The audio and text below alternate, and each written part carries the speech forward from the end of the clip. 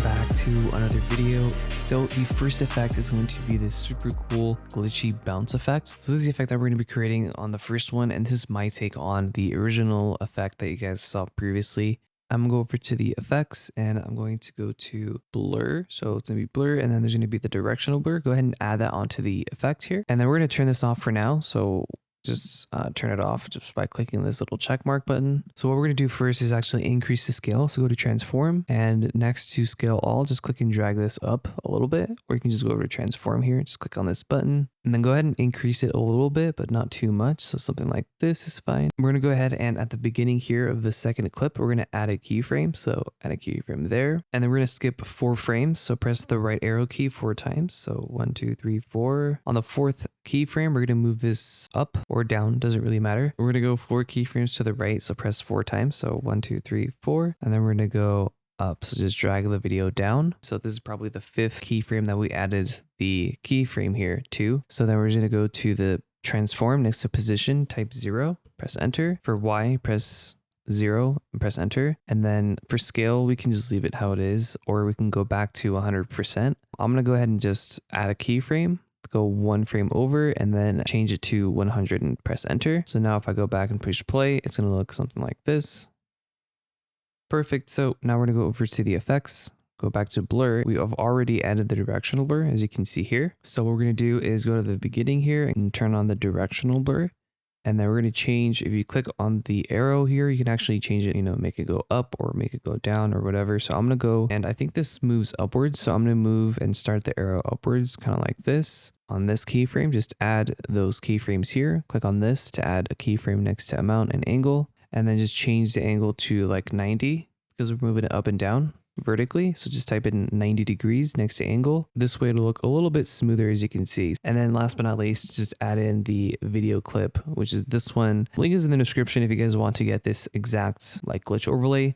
If you have your own glitch overlays, then perfect. Or if you just want to get your own from another website or from YouTube, whatever the case may be, use that and then just overlay it onto your clip. But the one that I'm using is the one from my website. So I'm just going to change the blend mode from normal, and we're going to change it to screen. So now if I push play, it's going to look a little bit better like that. That brings us to today's sponsor, Epidemic Sound, a personal go-to for finding music. And if you've never heard of them before, they are a Swedish-based music company that provides creators like me and you access to licensed music to be able to monetize our content. Online video creators don't need to worry about receiving copyright strikes or worry about takedown. Whether you need music or sound effects for your projects, they have a huge and always growing library of 35,000 tracks and 90,000 sound effects. I like that the tracks are professionally produced by a diverse collection of artists, and that they are exclusive to Epidemic Sound. I'm on the personal plan, which is ideal for content creators who want to use copyright and strike-free licensed music on YouTube, Facebook, Instagram, Twitch, and podcasts. Or if you're a freelancer, a business, or an agency, then the commercial plan is just for you. You're allowed to monetize without the headache of receiving strikes, being demonetized, or being flagged for using unlicensed music. If you sign up with the link in the description, you'll get a 30-day free trial for the personal or commercial plan. Don't miss out on the diverse music catalog of Epidemic Sound. Now let's get back to the video.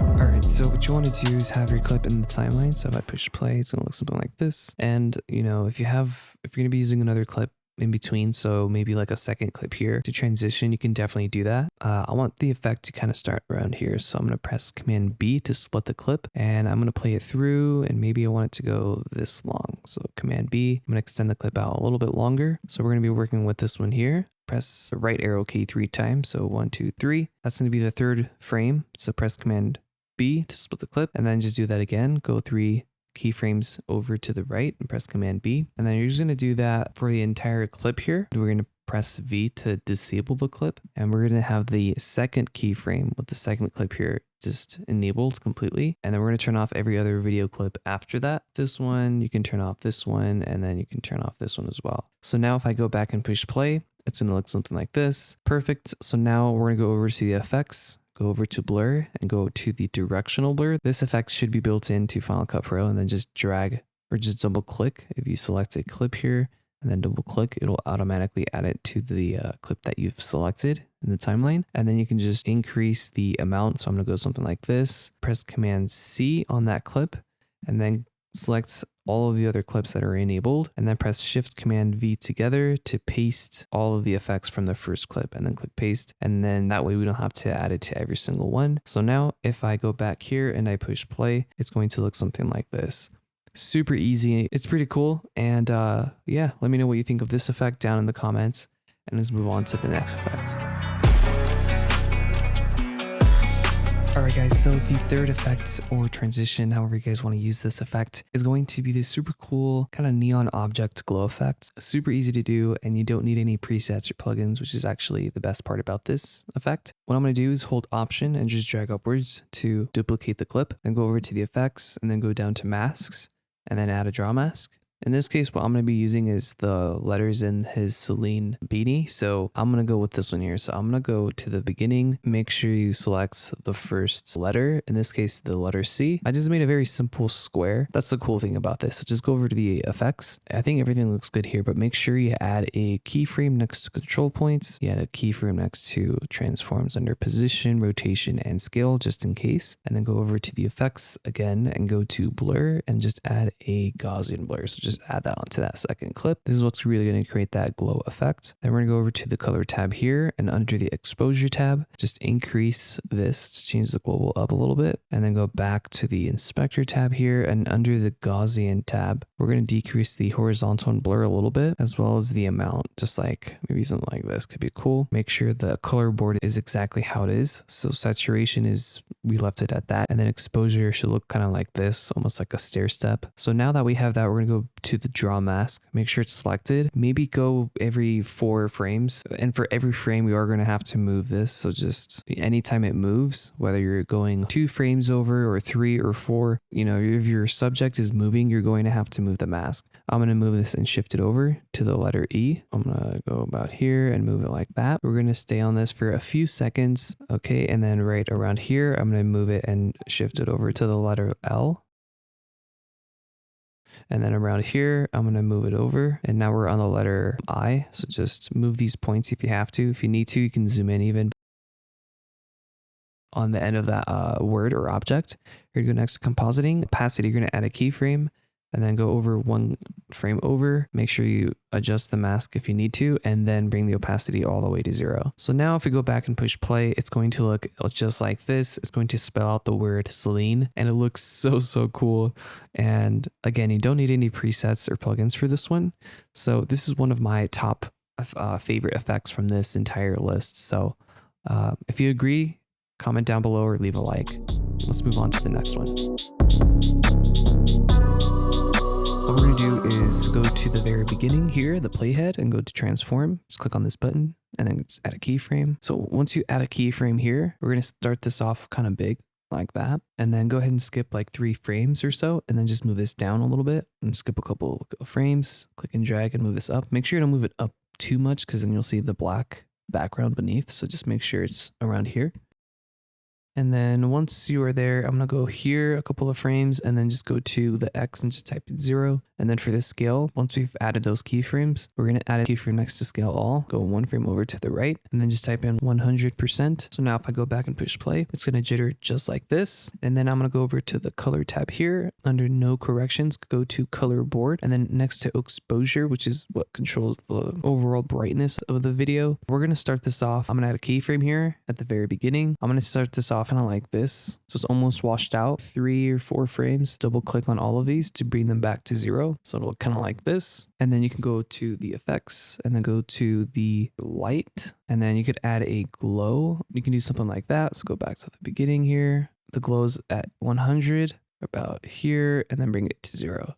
So now it'll look a little bit better. The last and final effect that's going to tie it all together is, again, the blur. So the blur really does come in clutch when it comes to finalizing the effects. So we're going to just drag this up here, and then you could drag this above everything, and then add a keyframe next to amount. You can kind of play it through, and then it's going to end about here. So just bring the amount to 0. So now if I push play, it's going to look just like that. Alright guys, so the next effect is going to be very simple but yet very effective effect, and it's going to be this very simple music video overlay. So here is a before and after, so you can see it really changes the the overall video. So it looks super cool, and you guys can get this overlay from my pack. So I'll provide the link in the description if you guys want to get access to this particular grain overlay. Here are the other overlays from the pack here if you guys decide on purchasing the pack. So you have a whole bunch of different overlays that you guys can experiment with. This is just one of many packs on the website. So if you guys go over to kingtetsupro.com, link is in the description. This will take you to my website. So click on enter. Here you'll see a list of all of the packs that I have currently available on the website, including the free ones here as well that you guys can experiment with. So I'm gonna go back to the first page, and the pack that I used in today's video is going to be this one here, the 20 drag and drop music video overlays. They're not presets and they're not actual plugins, so you don't install these as a normal plugin for Final Cut Pro. You just drag them directly above your media, and it's very simple. So let me show you guys how to do that. So in order to create this effect, I just dragged this one here, the number 7. What I'm going to do is go over to File at the top. I'm going to go to Import, and I'm going to click on Media. And then you're going to go over to the 20 music video overlays pack. And once you open up that folder, you're going to see a list of all the videos here that you guys can kind of quickly cycle through. They're all in 4K, which is kind of nice. So if you want to import all of them really quickly, select the first clip, hold Shift, go to the very bottom and select the last clip and click Import All. And it'll automatically import them into Final Cut Pro. Just like that, and you're done. And then you can just quickly drag and drop them above your clips to get the desired result. So you can do something like this. Just go over the effects, go to the king, and add a keyer, and your effect is complete. So if I go back to fit here, it'll look like this. Here's the one that I wanted to show you, which is number 7. Just drag that above your media, change the blend mode to linear light looks the best. For a darker clip, if you're going to be using a lighter clip, you might want to play around with the other blend modes. You can bring down the opacity to get the desired look. So if you want more of a stronger effect, just increase it, and you're going to see it looks just like that. So here's a before and after, and you can stack these effects on top of each other as well. So if you wanted like this one here, add the keyer to the green screen clip, and then you're done. So now you have this really cool effect here. All right guys, so I'm in the timeline now, and here's the original clip. So I'm going to push play.